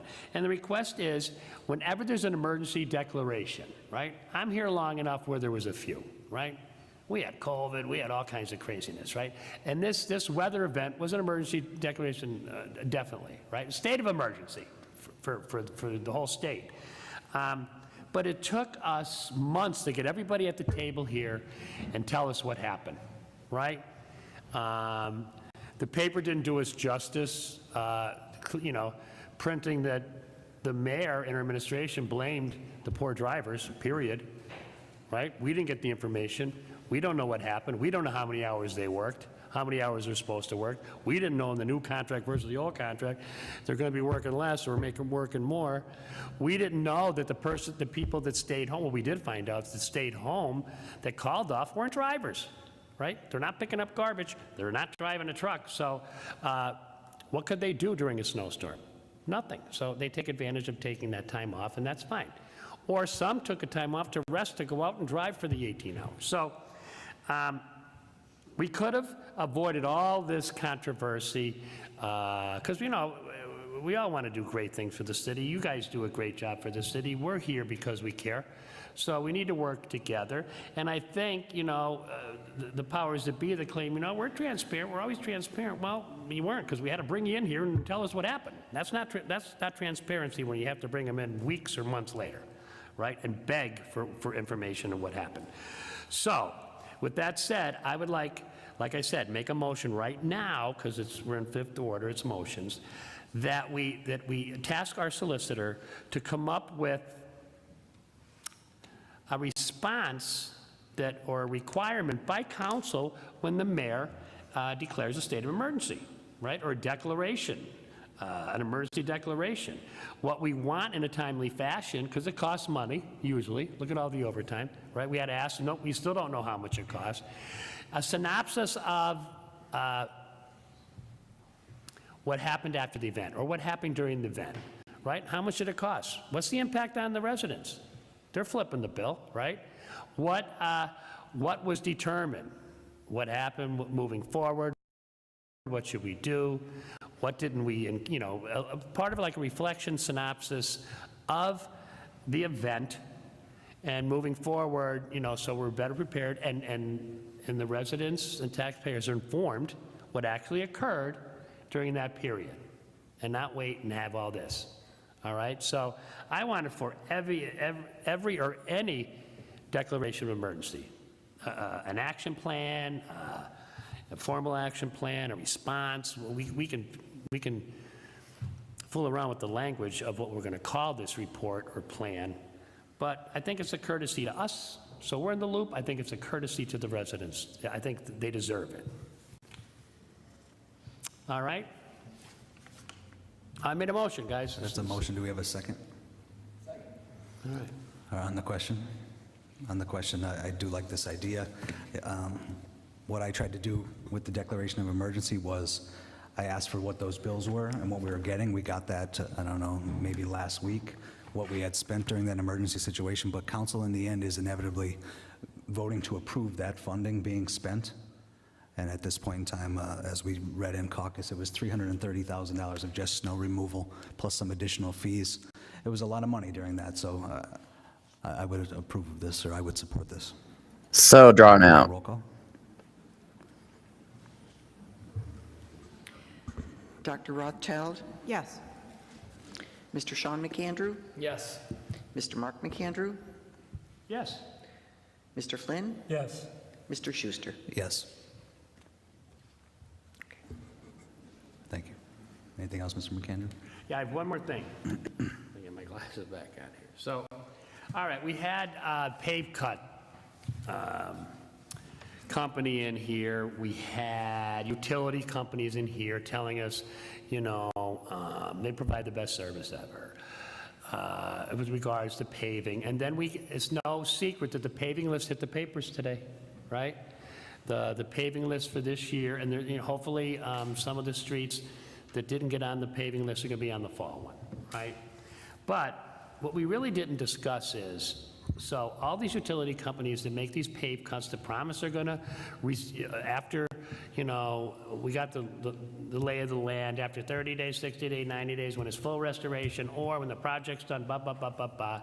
But I also do remember, and it's in the ordinance, and it's always been an agreement that curb to curb, right? So what that means is when they're done with everything, they're supposed to pave curb to curb for the most part, depending on the project.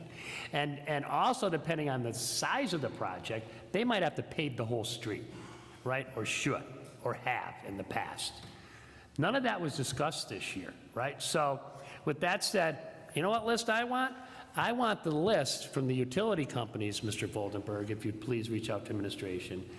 The list that the utility companies are going to pave curb to curb, what parts of the city, what streets are going to pave, if they're paving whole streets curb to curb. Because there might be people sitting home right now reading that list that just came out in the paper and going, are you kidding me? My street's not going to be paved. It's one of the worst in the city. It's not on that list, maybe because they're still working on it, maybe, and I'm giving the benefit of the doubt, that it's going to be paid by the utility company, I don't know, maybe in a month, maybe before the winter. So if we have that information, we can share it with the residents that are still going to come here and say, my street's a mess, and it's not on the paving list? Like, give me a break. That's what they're going to say to us. We live it here. So could you please see if they can compile a list of the streets that the utilities, first of all, are contractually responsible to pave curb to curb, and which ones are going to be totally paved? I will, sir. All right, thank you. And guess what? That's all I have. Thank you. Mr. Flynn, do you have any motions or comments?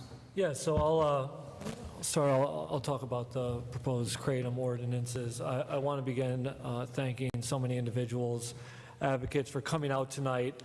I want to acknowledge that there are people who feel strongly that kratom should remain available. Over the past 24 hours, I have heard from individuals all over the country, some individuals that state that it helps with pain management, dealing with some behavioral health issues such as trauma, PTSD, depression, among others, while the others say it has played a role in their recovery. I want to be clear that I hear these concerns, and I respect that people come to this issue from different perspectives.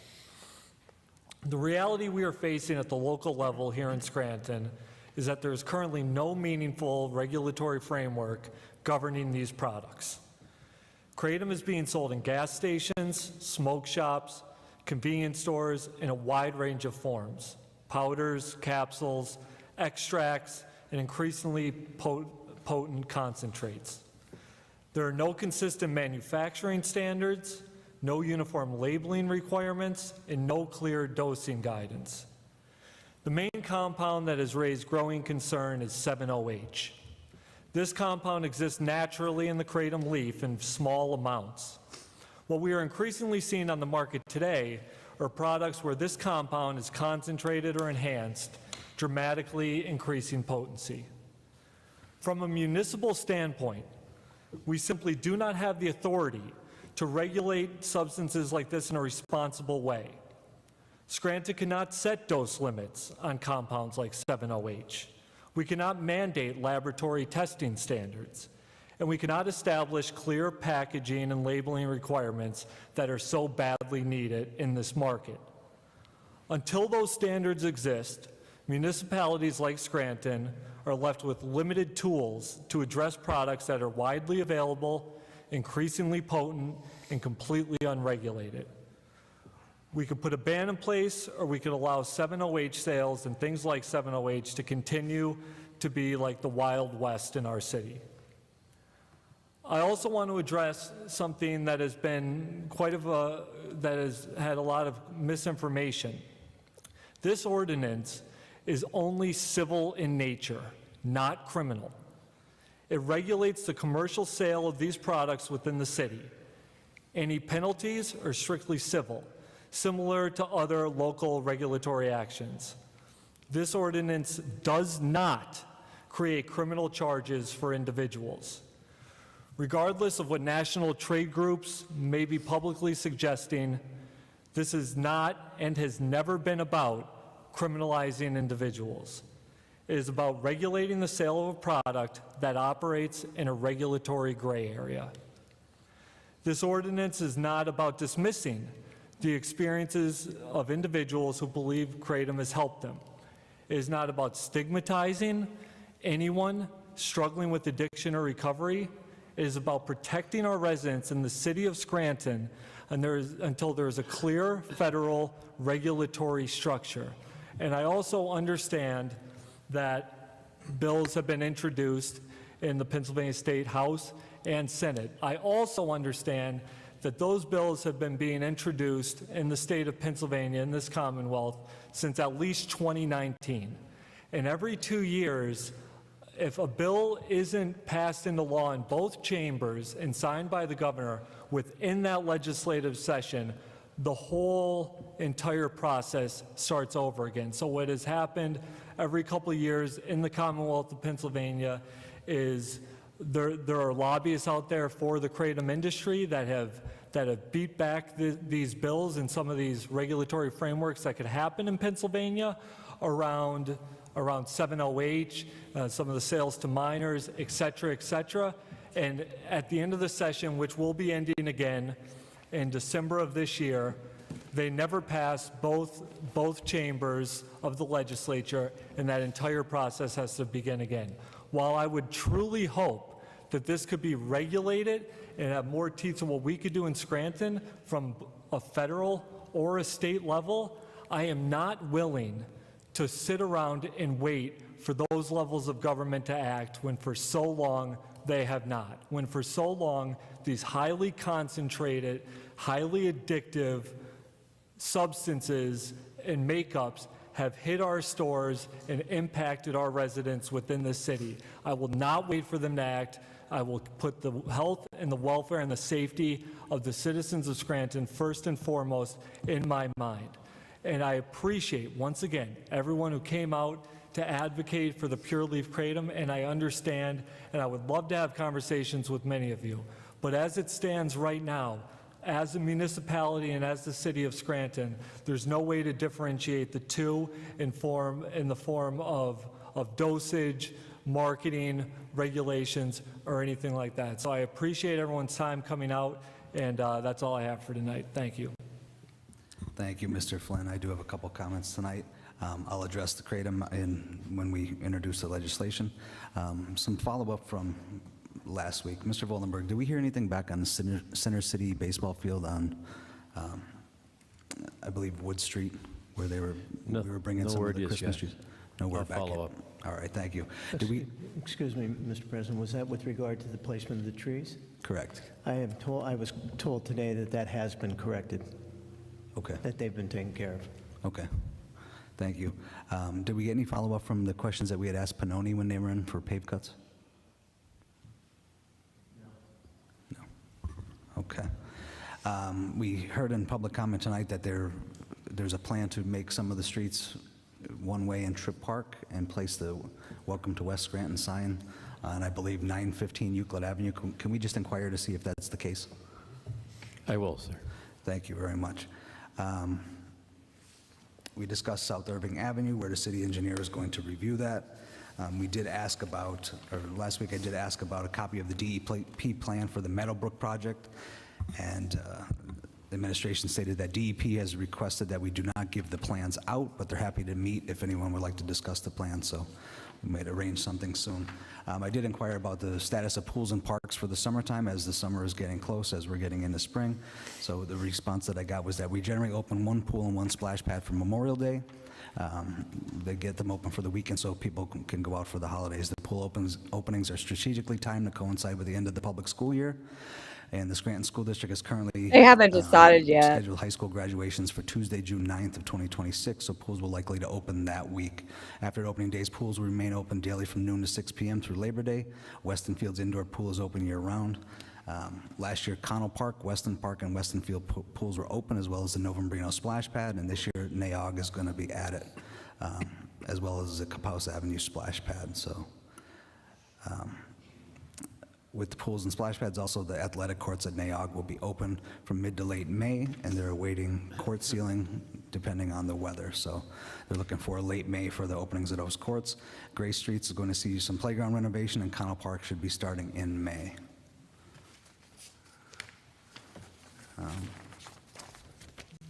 That is all I have for tonight.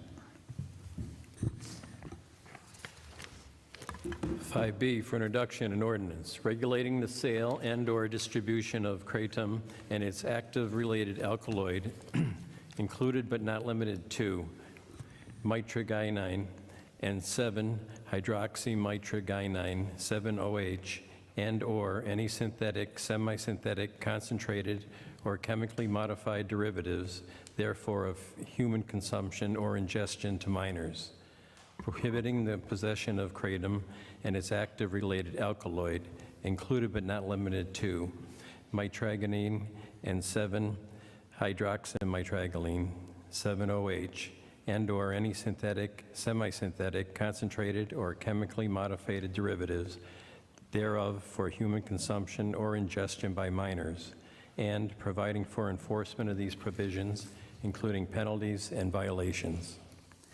At this time, I'll entertain a motion that item 5B be introduced into its proper committee. So moved. Second.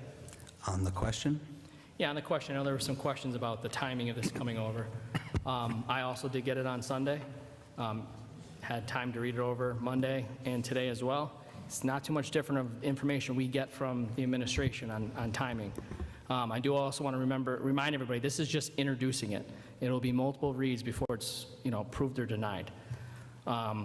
So knowing Pat and knowing DA Gallagher, they would never put something in front of us if they didn't do their research and felt strong about it, and Mr. Gilbride as well, I believe, helped out. When I think about rushed issue, I don't feel like this is a rushed ordinance. When I think about things that were rushed by the administration, it's Fidelity Building being purchased, and Geisinger getting their zoning changed before a new council can come on, because they might have different decisions. That is something I believe is rushed. This is just standard protocol. It's being presented in front of us to introduce, and we have time to review it, possibly make changes, to table it, whatever, but I do not feel like this was rushed, and I appreciate the hard work, Attorney Gilbride, DA Gallagher, and my council member Flynn for all their hard work on this, and just to say that they definitely did their research on this, and they feel strong about it. It would not be in front of us if it wasn't. So thank you. Thank you very much. Anyone else on the question? Yeah, on the question quickly, I appreciate some of the concerns from Councilwoman Rothschild, and to be fair, this was something that I had been researching for months and months and months and months, and working with Attorney Gilbride on it, and at the end of last week, I brought it to President Schuster on Friday, as I should have. I had been working with the district attorney, members of the recovery community, members in emergency departments throughout the city of Scranton, and had put in quite a bit of time and effort into the research and getting to know more about everything that had to do with this. So I will say that I did my due diligence on this.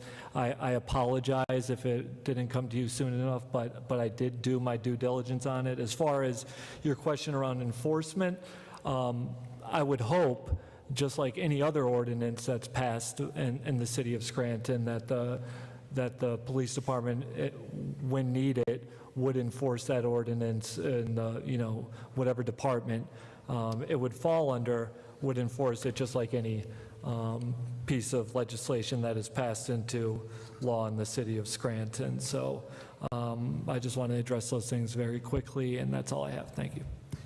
Thank you. I want to thank. Go ahead. Okay. Go ahead. Go. All right, so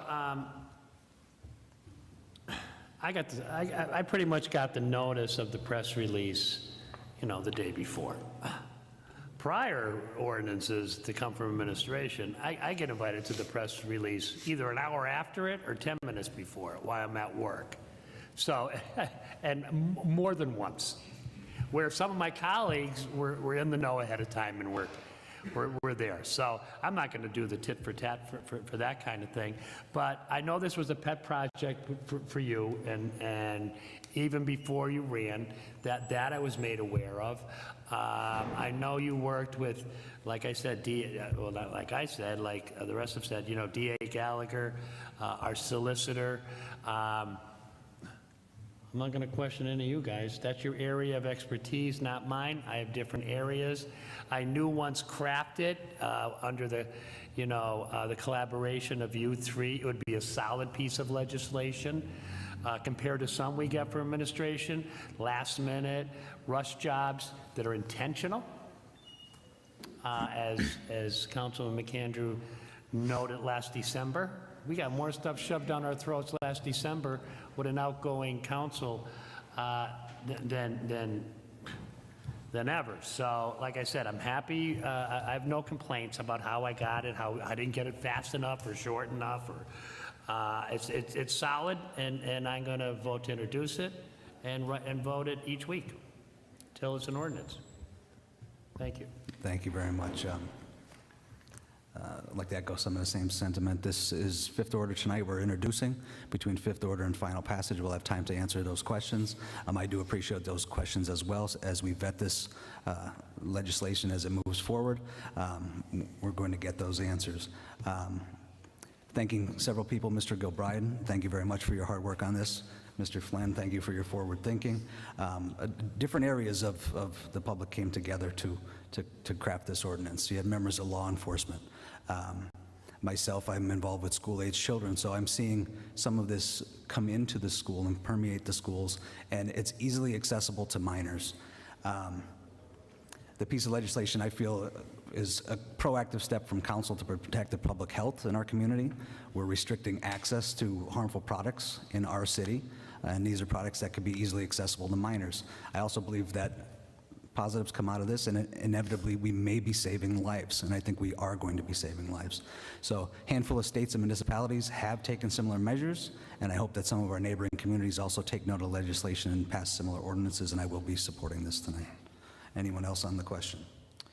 Yes, on the question, won't go, as much into it as I did earlier, but I think it would be irresponsible to pass this legislation as is, and I do appreciate being put together, but I still don't feel like it's fully vetted, and I still don't quite understand why the county DA was consulted and it was discussed with him, but not with our Scranton Police Department, especially if they're the ones that would potentially have to issue the fines. The DA that would come into place after the fine was issued, and then from that standpoint, from a judicial standpoint. So I just, still unclear on that, and on other aspects of it. I do feel like it's an overreach to completely ban the substance. I would like the opportunity for us to look even more into it and to hear out the public. So I will still be making a motion to table items 5B and 5C tonight. There's a motion to table. Do we have a second? We do not have a second. Anyone else on the question? Yeah, Mr. Gilbride, just to confirm, the chief law enforcement agent is the DA, correct, for all municipalities that fall under Lackawanna County? On the state level. Okay. Thank you. Okay, anyone else on the question? All those in favor of introduction signify by stating aye. Aye. Aye. Opposed? No. The ayes have it and so moved. 5C for introduction an ordinance regulating the sale and/or distribution of kratom and its active related alkaloid, included but not limited to mitragynine and 7-hydroxymitragynine, and/or any synthetic, semi-synthetic, concentrated, or chemically modified derivatives, therefore of human consumption or ingestion, prohibiting the possession of kratom and its active related alkaloid, included but not limited to mitragynine and 7-hydroxymitragynine, 7-OH, and/or any synthetic, semi-synthetic, concentrated, or chemically modified derivatives thereof for human consumption or ingestion, and prohibiting the manufacture and production of kratom and its active related alkaloid, including but not limited to mitragynine and 7-hydroxymitragynine, 7-OH, and/or any synthetic, semi-synthetic, concentrated, or chemically modified derivatives thereof for human consumption or ingestion. At this time, I'll entertain a motion that item 5C be introduced into its proper committee. So moved. Second. On the question. All those in favor of introduction signify by stating aye. Aye. Aye. Opposed? No. The ayes have it and so moved. 5D for introduction, a resolution authorizing the mayor and other appropriate city officials to execute and enter into a contract with Soul Institute, Inc. to perform water safety. I think we can end it and now, huh? Construction partnership. Yeah, that was that. At this time, I'll entertain a motion that item 5D be introduced into its proper committee. So moved. Yeah, that's a Helton Haynes situation right there. Yeah. They're just sitting there passing that ordinance on through because that one guy, I listened to a podcast with him today, like right before this started. Yeah. And even before he ran for office, I guess he's from recovery. He used to be an addict. So, I mean, he's had his eye on kratom for a minute. The Flynn guy, the Councilman Flynn. Uh-huh. And They so, totally bulldoze her. yeah. She's the only female on that committee, or on the She's city the only one council. with any brain cells. Yeah. Or, And it's like thinks for themselves. It's like some sort of bro code happened over the weekend, and she wasn't involved with it. And the other guy wasn't involved either, but he seems like he's just a follower. Yeah, he's because that one guy wants to do it. Testimony already happened, Heidi. It happened at the beginning. Yeah. Yeah. Oh, Lord, that was a long time ago. Yeah, it was a long time ago. We've been on here for almost 2 hours. So Yeah. you guys sit through what Jen and I normally sit through, and then when the hearings are done is when we clip up the videos. But y'all got to sit through the whole thing tonight. That other place, Ottawa or whatever, also, I think they banned it tonight.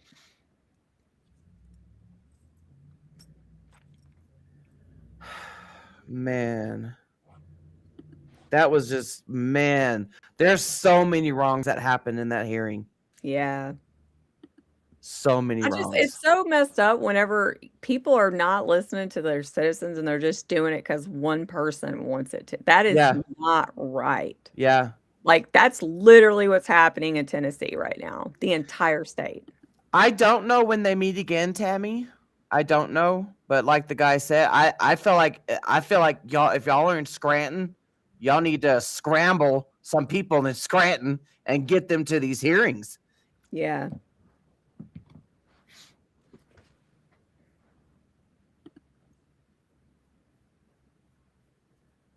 There was two different things, but they passed both. Hold on, I'm gonna look at the agenda real quick. Yeah. The first one was an introduction to the ordinance regulating the sale, distribution of kratom, and then the other one was regulating the sale of kratom. The thing of it is that like this is what we notice when we attend these hearings is like the northeast part of the country, when they say regulation, it actually means bans. It actually means banning something.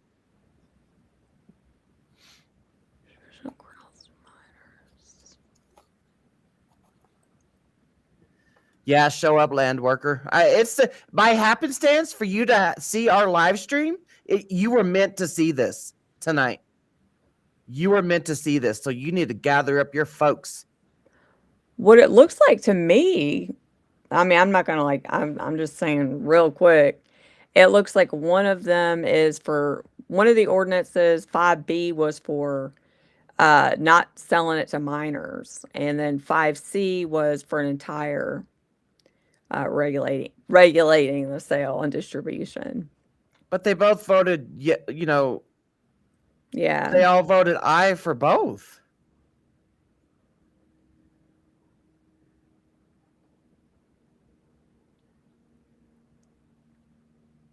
I don't know. Maybe they had them both go through in case they wanted to approve one and not the other. But I mean, it's obvious which one they're gonna choose. That dude don't want it to be around. No. I kind of feel like he's involved. How did he get clean? You listen to the podcast. How did he get clean? He didn't say, but I mean, it sounded like he came from addiction center.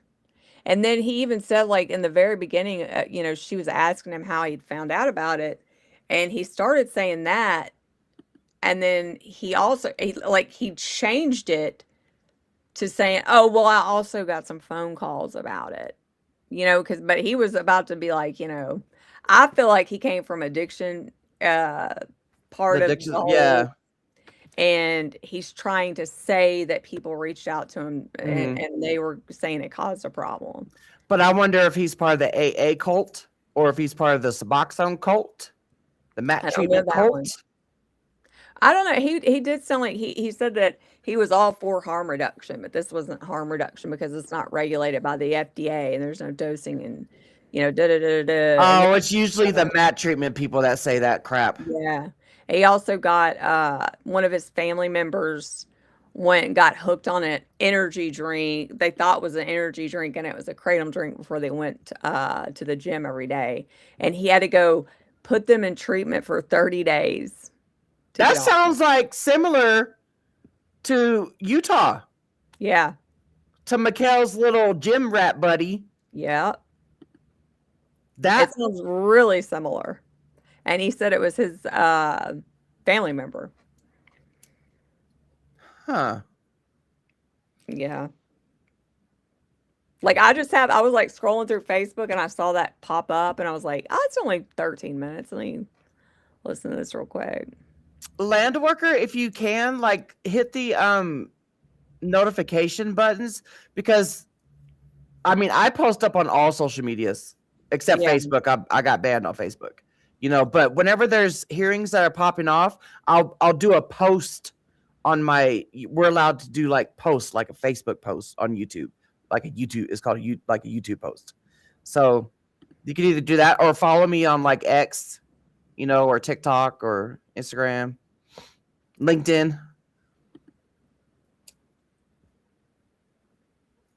It's like watching this guy is like watching Mikhail 2.0. Yeah. He does not want to be wrong at all because that is a blow to his ego. And y'all witnessed it. It's the 708 shit. It's the 708 shit that is ravaging these communities, and they don't want to take the time to differentiate either They or. always say it's too hard. It's like, is it really too hard to just look at a product and read the ingredients, dude? Is it that hard? Like, I mean, oh my God, I would have never thought I'd be smarter than my own people making laws all around me. That's saying a lot. Get that out of here with that, man. I can't stand it. I can't stand it. I mean, just getting up and lying. So lazy, just a lie. Yeah, I've seen both, Mike. Extreme Mike. I've seen the 708 shots and the 708 little freaking chemical tabs. The press tabs. Like some of those, you're supposed to quarter it up either a quarter or you're supposed to quarter up a 1/8 of a tab. Like, get the hell out of here. Insane.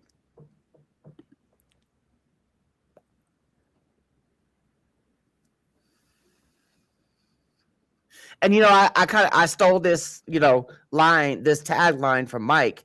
I put this in my emails too when I send it. If you have the power to ban and enforce, wait, what do I say? If you have the power to ban and if you have the power to ban and enforce, you have the power to regulate and enforce. I put that shit on my sign when I was in the Senate. You did. If you can ban it, you can regulate it. Yeah, you did. Stupid idiots trying to tell me some stupid stuff. I feel like saying, can I just talk to y'all for like an hour and tell y'all how to do your fucking job then? Yeah. God, it's not hard. Like, y'all are just so making it acting like it's so hard because you just don't care.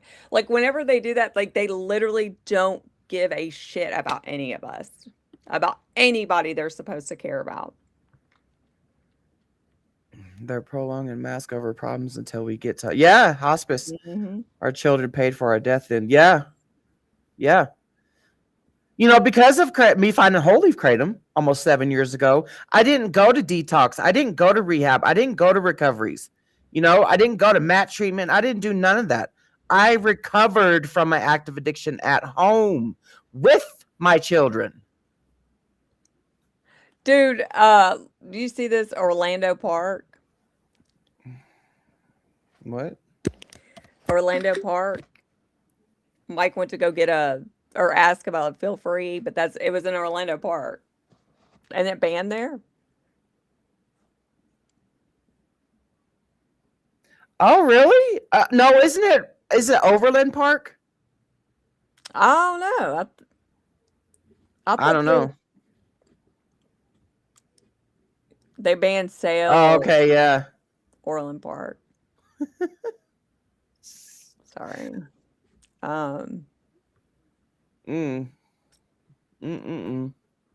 Exactly.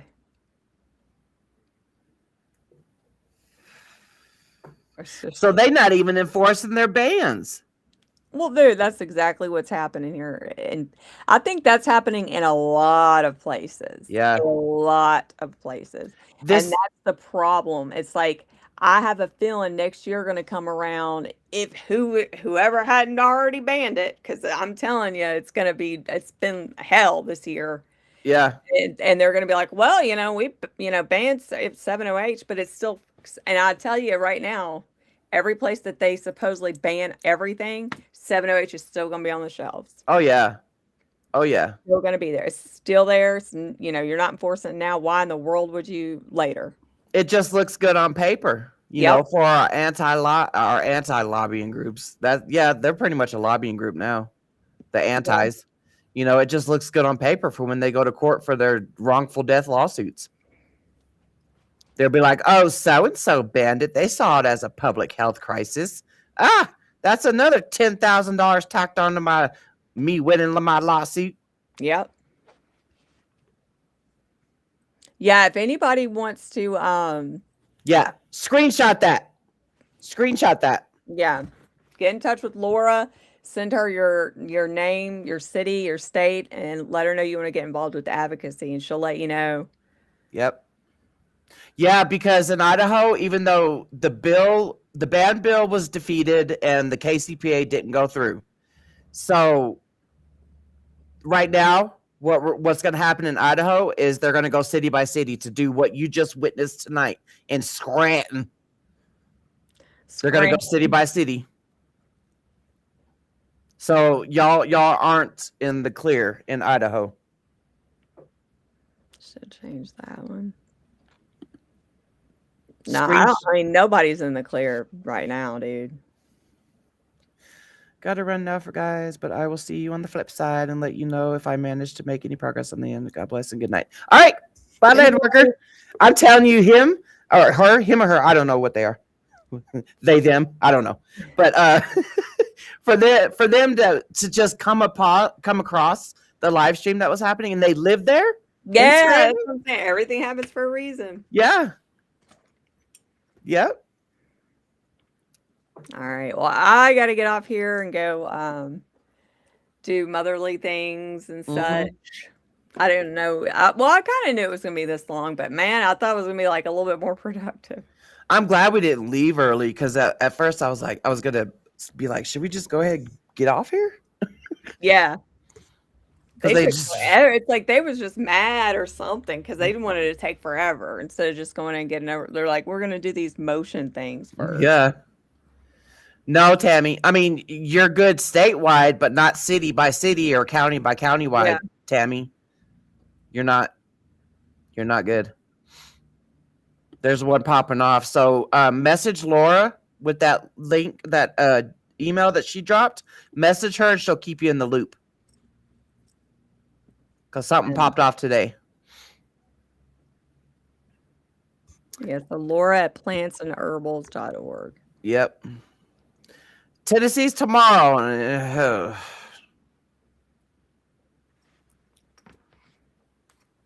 It ain't looking pretty in Tennessee. It's not. It's not. It's not looking pretty at all. But I mean, it's sad. It's sad. So it's looking like trash. I never thought I'd say that about Tennessee, but these lawmakers literally do not care at all about us. Yeah. Like, they really at don't. all. Period. It's crazy. I wish I could just say, let's wipe the slate clean. Okay, Tammy, get a hold of her. Yeah. And anybody else who's watching, can you put that email back up, please? Anybody else that's watching, screenshot that email address and send Laura your name, city, and state. And then we will categorize you, and any alerts that come out, she'll be sending an email. Does it? Tomorrow it goes to the House floor. And at the very exact same time, tomorrow at 8:30, it goes up for the House floor vote, which it'll pass. I'm telling you that right now. I'd bet all my money on it. And then it also at the same time, 8:30 tomorrow morning, it's in the Senate Finance Committee. And I don't really know. I'm pretty sure it'll pass there. I don't really know what's going to happen, and then once it passes that, then it'll go to the Senate floor. Yeah. And then to the governor. So. But okay, thank y'all for watching the live. Scram and Scranton. Yeah, where the office is. That's damn. Like when I heard that, I was like, dude, that's the office. I looked it up too. It is. It is. All right, everybody.